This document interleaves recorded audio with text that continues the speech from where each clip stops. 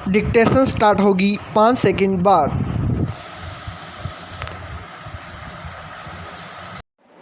Yes उपसभापति महोदय, भारत सरकार ने हमारे महान पड़ोसी चीन को एक सांस्कृतिक शिष्टमंडल भेजा है। वह शिष्टमंडल भारतीयों का चीन के लोगों के प्रति अभिनंदन और सद्भावना लेकर गया है।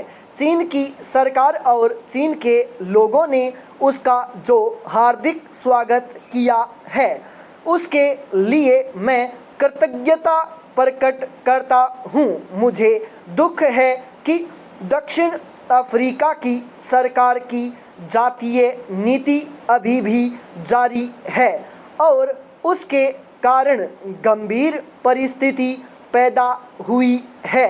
भारतीय इस नीति से बहुत चिंतित हैं क्योंकि भारतीय उद्भव के अनेक लोग दक्षिण अफ्रीका में रहते हैं, किंतु यह प्रश्न अब केवल दक्षिणी अफ्रीका के हिंदुस्तानियों का ही प्रश्न नहीं रह गया है, बल्कि उसका महत्व कहीं अधिक बड़ा और विस्तृत हो गया है। यह जातिगत आधिपत्य और जातिगत असहिष्णुता का प्रश्न है। अफ्रीका में रहने वाले हिंदुस्तानियों से भी अधिक अब यह अफ्रीका के रहने वालों के भविष्य का प्रश्न है। इस प्रश्न और ऐसे ही अन्य प्रश्नों के निपटारे में विलंब करना समस्त मानव जाति के लिए अच्छा नहीं है।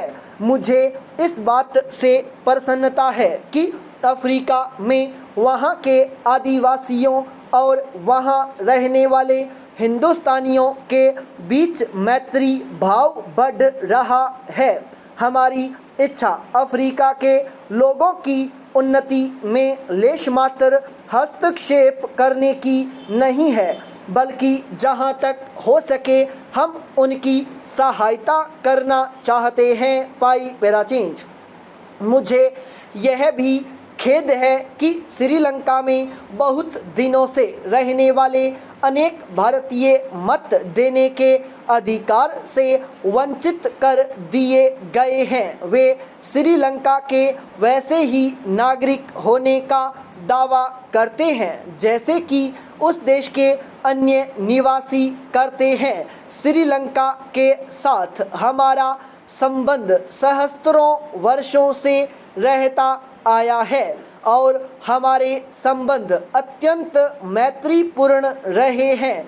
हमने श्रीलंका की स्वतंत्रता का स्वागत किया था और हम यह आशा करते थे कि उसके लोग स्वतंत्र जाति के रूप में हर प्रकार की प्रगति करेंगे, पर वहाँ के नागरिकों की एक बड़ी संख्या को उनके अपने नैसर्गिक स्वतंत्रों से वंचित कर देने से सच्ची प्रगति नहीं हो सकती। उससे तो बहुतेरे जटिल प्रश्न और उलझनें ही पैदा हो सकती हैं, जैसे कि हो भी गई है। पिछले अनेक वर्षों से हमारे यहाँ खाद्य पदार्थों की कमी रही है और अन्न बड़ी मात्रा में बाहर से लाना पड़ा है। इस काम में संयुक्त राज्य अमेरिका से हमें बड़ी सहायता मिली है और उस महान देश ने जो उदारतापूर्ण सहायता की है उसके लिए हम कृतज्ञ हैं। हाल के इतिहास में आज पहल चावल को छोड़कर और सब अन्नों का हमारे पास बड़ा भंडार है और हम एक बड़ा भंडार बना रहे हैं जिससे आवश्यकता पड़ने पर हमें सहायता प्राप्त हो सकेगी। इस बात का तो हमें स्वागत करना चाहिए, किंतु देश के बड़े भागों में वर्षा न होने से यहाँ के लोगों के लिए कठिन समस्या पैदा हो गई है। लगातार 5 सालों तक रायलसीमा में अनावृष्टि का कष्ट सहना पड़ा है और वहां आज पानी की आवश्यकता है। पाई पैराचेंज। उप सभापति महोदय, योजनाएं हाथ में ली गई हैं जिनके द्वारा लोगों को काम मिल रहा है और सस्ते गल्ले की दुकानें खोली गई हैं। जहां आवश्यक है वहां मुफ्त खाना भी दिया जा रहा है। विदेशों से आए हुए अन्न की कीमत अधिक होने के कारण अन्न का दाम चढ़ गया है। सरकार की ओर से घाटा सहते हुए सस्ता अन्न बेचकर जो सहायता की जाती थी उसे कम कर देने से भी कीमतों में बढ़ोतरी हुई है और जहां नाप तोल कर अन्न बांटा जाता था वहां लोगों का कष्ट कुछ बढ़ा है और कुछ असंतोष पैदा हुआ है। वस्तुओं के मूल्य में गिरावट आने से इसका प्रभाव कुछ कम हो गया है।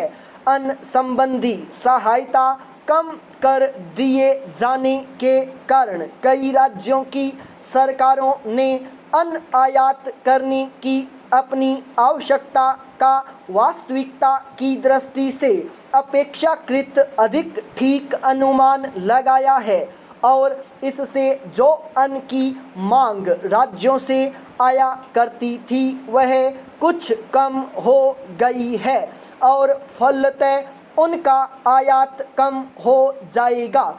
यह आज की स्थिति में और आगे के लिए भी अवश्य ही लाभदायक है। जो राशि अन्न संबंधी सहायता न देने से बची है वह छोटी मोटी आवश्यक योजनाओं में लगा दी जाएगी जिनसे आगे अन्न की उत्पत्ति बढ़ेगी और इस तरह हमें अपनी खाद्य समस्या हल करने में सहायता मिलेगी। हमारी सरकार इन सब बातों पर बहुत ध्यान से विचार कर रही है। उसे तात्कालिक और भविष्य के लाभ को तुलनात्मक दृष्टि से देखना है। साथ ही वह इस बात के लिए भी चिंतित है कि लोगों को कोई कष्ट न हो और उससे जो कुछ हो सकेगा वह इस विपत्ति को टालने के लिए करेगी। पाई पैराचेंज। योजना आयोग अपनी पंचवर्षीय योजना को अंतिम रूप दे रहा है। इस योजना में एक महत्वपूर्ण बात और जोड़ी गई है, वह है देश भर में 55 सर्वोन्नति योजनाओं का प्रस्ताव संयुक्त राज्य अमेरिका के प्राविधिक सहयोग योजना द्वारा दी गई सहायता से ही यह संभव हो सका है। इस सर्वोन्नति योजना का प्रयोजन न केवल खाद्य पदार्थों का उत्पादन बढ़ाना ही है बल्कि उससे भी कहीं अधिक यह है कि सब लोगों के रहन सहन का स्तर ऊंचा किया जाए। आशा की जाती है कि यह योजना उन्नति करेगी और भारत का एक बड़ा भूभाग इसके अंतर्गत आ जाएगा, परंतु यह तभी हो सकता है जब इसे जनता का पूरा सहयोग मिले। मेरा हार्दिक विश्वास है कि इस बात में भी जैसे कि योजना आयोग के और दूसरे प्रस्तावों को पूरा करने में मिला है, जनता का पूरा सहयोग मिलेगा।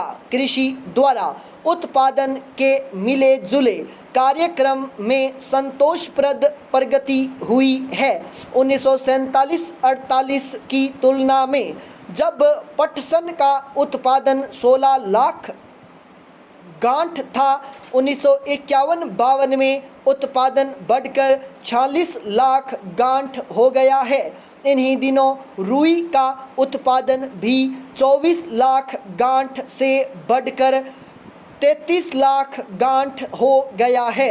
यद्यपि कुछ प्रदेशों में सूखा पड़ जाने से इस बढ़ती से कोई लाभ नहीं पहुंचा है। स्टॉप।